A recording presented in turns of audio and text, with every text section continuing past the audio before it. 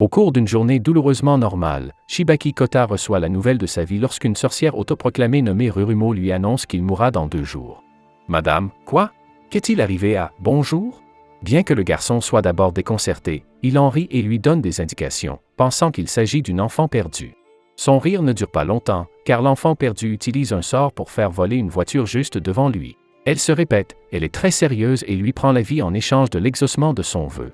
À en juger par son expression, il sait exactement de quoi elle parle. Ils sont enfin chez lui. Rurumo est assis sur le sol, faisant office de juge, de jury et de bourreau. L'accusé, qui tient dans sa main des vêtements intimes roses, se demande avec colère pourquoi il doit perdre la vie pour cela. Son existence est-elle à ce point dénuée de sens? De Jean aura ce qu'il mérite, c'est tout ce que j'ai à dire. Quant à Rurumo, elle répète que c'est lui qui a pris cette décision. Dans le passé, Kota était agenouillé devant un livre d'invocation de sorcières qu'il avait trouvé dans la bibliothèque de leur lycée. Il l'a amené sur un terrain ouvert où ses camarades du club de la découverte mystérieuse ont assisté à la scène. L'un d'entre eux tenait même une caméra, espérant qu'un événement surnaturel affirmerait la légitimité de leur club auprès de l'école. Ils encourageaient Kota qui se trouvait au centre du cercle magique. Le livre sous la paume, il commença à réciter quelques formules magiques, souhaitant sincèrement une petite amie mignonne. Pour une raison ou une autre, il était fier du fait que le collégien qu'il était réputé pour relever les jupes des filles. On l'avait même surnommé le « roi des dégénérés » parce qu'il prêtait des magazines cochons à tout le monde. Mais aujourd'hui, il est temps d'aller encore plus loin. Son monologue passionné a même attiré l'attention de ses camarades de club, qui sont absolument sûrs qu'il a demandé une jolie petite amie, et ils ont raison. Bien que ce soit un objectif ambitieux, le membre le plus âgé du club se moque de son manque d'ambition. De toute façon, il ne s'est rien passé après cela, mais lorsqu'il est rentré chez lui, il a été accueilli par les mêmes dessous roses. Il était loin de se douter de la stipulation cachée sur la dernière page du livre, le vœu sera exaucé au prix de la vie restante. Et voilà où nous en sommes. Sans lui laisser le temps de répondre, Rurumo lui impose d'être dévoré vivant par des oiseaux. Pour faire avancer les choses, la sorcière prévoit de le frapper avec un maillet en bois, mais elle tremble de façon incontrôlable en le tenant. Est-elle effrayée ou simplement faible? Kota ne voit que les ténèbres dans son destin. Il se résigne à son destin et s'allonge dans son lit, regrettant sa vie sans histoire. Il tire même les vêtements inavouables vers son visage et se demande à qui ils appartiennent. Ding, ding, une révélation. Rurumo précise qu'il s'agit de sa seule paire, et que c'est aussi pour cela qu'elle est passée les récupérer. Commando Pro. Oui, il lui a fallu du courage pour exaucer son vœu peu commun, mais c'est le devoir d'une sorcière d'accéder à ses demandes, après tout. Le fait de réaliser que son souhait a permis à notre garçon de devenir commando le met dans un état d'exaltation.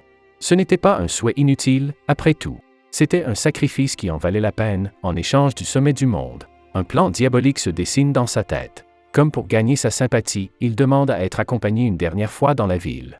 Cependant, tous ces arrêts sont des endroits où il pourra chercher ses vêtements, un homme de culture, en effet. Elle se montre étonnamment coopérative, ignorant tout de son odieux dessein. Qu'il s'agisse de monter sur les toboggans, les balançoires ou les barres de singe, elle fait tout. Mais notre garçon est déprimé car il n'a rien vu. À la fin de la journée, les deux se retrouvent sur un toit. Kota avoue qu'il est envieux de la liberté que lui procure sa magie. Sa vie est horrible, surtout d'un point de vue romantique. Les filles l'ont déjà rejeté comme un de-gens et, chose choquante, c'est la même chose pour Rurumo. Elle raconte qu'elle a passé 60 ans en prison. En tant que sorcière, elle bénéficie de la magie et d'une longue vie en échange de leur loyauté à des règles établies. S'ils les enfreignent, ils sont punis par le geôlier. Kota demande prudemment ce qu'elle a fait pour en arriver là. Elle répond qu'apparemment, les gens ne l'aiment pas beaucoup, mais il essaie de réfuter cela en affirmant qu'il a apprécié leur petite promenade en ville. Maintenant, il y a aussi une règle selon laquelle une sorcière ne peut pas donner ses possessions à un humain, sous peine d'être condamné à 130 ans d'emprisonnement. Le geôlier ne tardera pas à venir l'appliquer. Kota panique lorsqu'il réalise que ces objets inavouables étaient extrêmement importants. Elle le rassure en lui disant que, pour quelqu'un qui a été enfermé dans une petite pièce pendant 60 ans, c'est devenu une seconde nature. C'est alors qu'une silhouette imposante émerge d'une faille dans le ciel. C'est le geôlier, Bradkul Baroni. Le monstre porte une horloge sur sa poitrine, et lorsque celle-ci atteindra 0, la punition de la sorcière sera appliquée. Le gentil Kota offre immédiatement ses affaires, car les rendre avant la fin du temps imparti annulerait sa faute. Cependant, elle lui explique qu'il est préférable pour lui de les garder, car sa punition rendrait leur contrat caduc. Eh bien, il semble que cela ne soit pas suffisant pour notre MC. Il ne pourrait pas vivre correctement s'il savait que quelqu'un a été emprisonné pendant 120 ans pour sa liberté. Pour elle, les intentions ne sont pas aussi nobles. Maintenant troublée, elle avoue qu'elle n'est pas très enthousiaste à l'idée de porter ses sous-vêtements devant quelqu'un. Son expression timide fait accélérer les battements de cœur de Kota. Mais il met cela de côté pour l'instant et se précipite, la pousse au sol et installe ses sous-vêtements, les yeux fermés bien sûr. Le monstre disparaît. Il ne peut qu'en rire, disant en plaisantant qu'il a encore raté sa chance. Elle le traite d'idiot. Ils regardent tous les deux le coucher de soleil, et quelques instants plus tard, Kota se retrouve attaché à une table, entouré de compagnons à plumes. Puisqu'il a décidé de l'aider, elle réduit sa punition en le blessant au lieu de mettre fin à ses jours. C'est ainsi qu'elle disparaît rapidement et qu'il est transporté à l'hôpital. Quelque temps passe et sa vie redevient normale. Il sort de chez lui pour trouver une enveloppe au hasard, mais comme il est en retard pour l'école, il l'emporte avec lui. À un moment donné de la journée, il se promène dans les couloirs, prêt à regarder l'étrange document. Cependant, il est interrompu par une jolie fille qui fait tomber accidentellement une pile de papier. Il l'aide mais aperçoit accidentellement ses sous-vêtements enneigés, ce qui ne le dérange pas. Malheureusement, il est puni par le comité de discipline qui informe la jeune fille de son identité et de sa réputation. Oh, elle est aussi au courant de son existence. Ce qui lui vaut d'être battu par la poigne de fer du comité, Kyuko. C'est maintenant la pause déjeuner. Kota rejoint ses camarades du club Mysterious Discovery qui portent des robes et tentent d'engendrer des créatures surnaturelles. Ils disent que malgré l'échec de la mission sorcière, leur détermination à obtenir la reconnaissance de l'école est plus forte que jamais. Le garçon sourit en se souvenant de la jolie et timide sorcière qui lui a rendu visite ce jour-là. Quoi qu'il en soit, leur aîné partage son expérience. Il a senti une présence extraterrestre dans les vestiaires des filles, alors il a apporté une caméra vidéo à l'intérieur pour vérifier. Cette initiative lui a valu la destruction de son matériel par le comité de discipline, ce qui ne nous surprend pas. Maintenant, il a une mission, rendre à Sawashita Maya, la fille qui a les plus gros atouts dans les sous-vêtements volés de l'école. Après tout, le vol de l'aîné est synonyme de pic actuellement non découvert. Le pauvre garçon se tient devant sa classe, un sac en papier à la main. Mais pour sauver sa réputation, il s'enfuit, frustré, et réfléchit à ce qu'il va faire de son sac. Kota, désespéré, regarde maintenant le ciel, espérant voir Rurumo une dernière fois. En parlant du diable, l'enveloppe brille et convoque la sorcière dans le ciel. Elle atterrit comme un météore et creuse un énorme cratère dans le sol. Kota vérifie immédiatement son état. Ses vêtements sont apparemment renforcés par un sort de régénération, mais elle tombe quand même au sol, épuisée, et s'évanouit. Le garçon la supplie de s'accrocher. Un petit livret ressemblant à un chéquier s'échappe de l'enveloppe et l'une de ses pages se consume. Un peu de magie permet à la jeune fille de retrouver la forme. Remarquant la réaction stupéfaite du garçon, la sorcière lui explique que c'est à cause de ses billets. Le garçon s'empare du livret. Mais avant qu'elle ne puisse s'expliquer, des voix se font entendre au loin. Tous deux décident de se cacher dans une réserve où ils poursuivent leur conversation. L'enveloppe a été livrée par Shiro, son chat familier. Ses tickets lui permettent d'utiliser librement sa magie, mais pas au prix de sa vie. En effet, elle a été rétrogradée au rang d'apprentie sorcière après que la reine a découvert qu'elle avait réduit de moitié sa punition aviaire. Il s'agit donc de sa formation. La culpabilité envahit notre garçon, se sentant responsable de la situation. Il promet d'utiliser tous les billets dès que possible pour qu'elle puisse techniquement terminer sa mission. L'invisibilité. Après qu'elle ait jeté un peu de magie, il vérifie son invisibilité à travers un miroir et court rendre les choses inavouables. Sawashita est toujours à la recherche de ses vêtements, les pics pointant comme des boussoles vers l'étoile du Nord. Kota doit être extrêmement prudent, surtout lorsque Rurumo lui révèle qu'il n'est invisible que lorsqu'elle le touche. Il se faufile derrière elle, se préparant à réaliser son rêve de le mettre sur elle-même.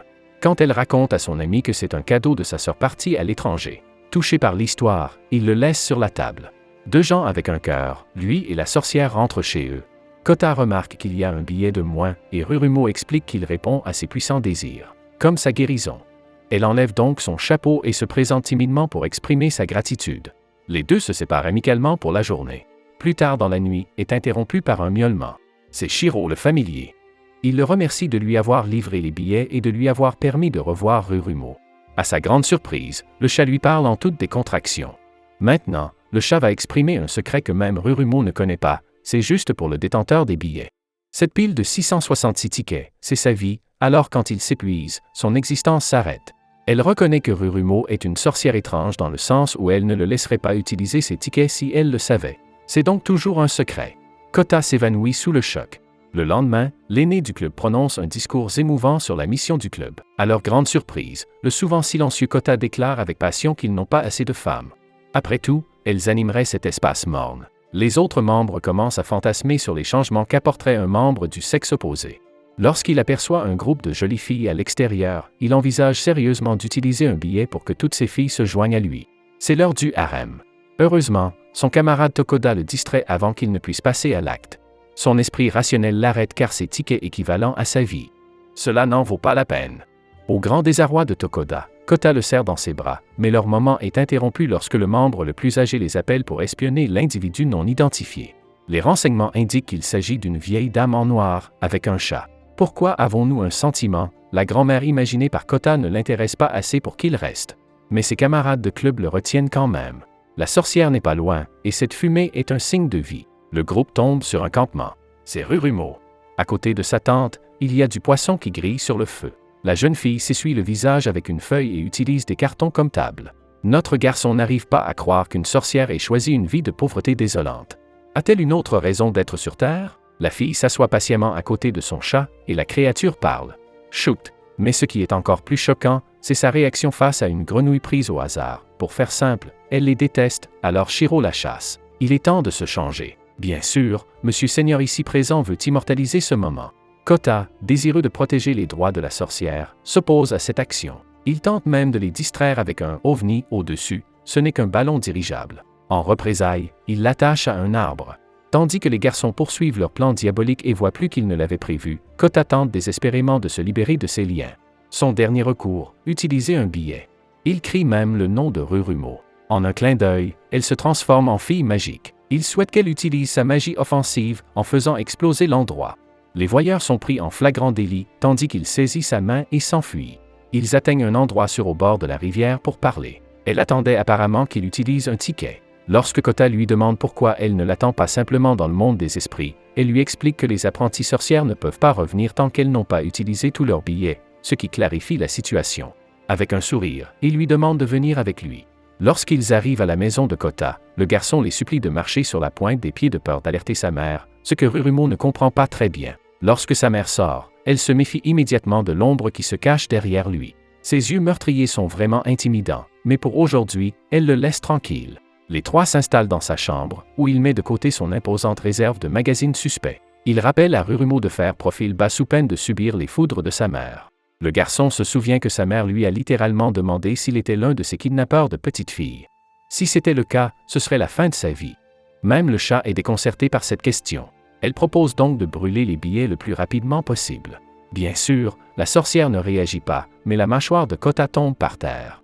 Il prend Shiro à part et lui fait part de son refus d'aller dans l'au-delà sitôt. C'est pourquoi il avait promis de ne pas utiliser ses tickets. Mais pourquoi y a-t-il un écart disproportionné dans le carnet? Apparemment, plus l'effet du souhait sur le monde est important, plus il consomme de billets. Il étouffe Shiro en demandant qu'on lui communique plus tôt la prochaine fois des informations qui mettent sa vie en danger.